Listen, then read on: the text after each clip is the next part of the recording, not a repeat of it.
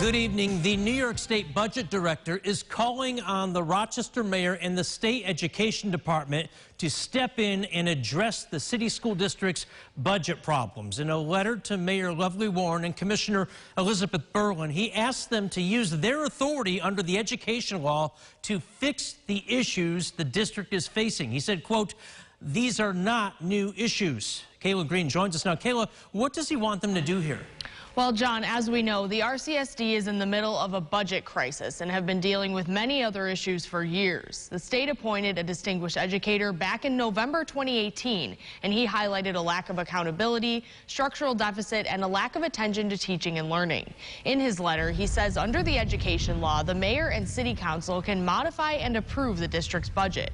He urges them to do this. He then asked the state education department to do a few things, which they are allowed to do under the education law.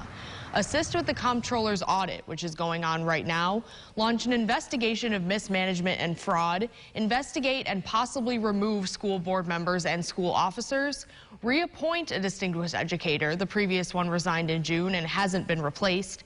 And lastly, place eligible schools into independent receivership. This means struggling schools would be under state control.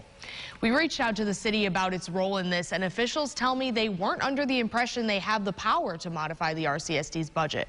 They say they're still looking into the section of the education law mentioned in today's letter. John?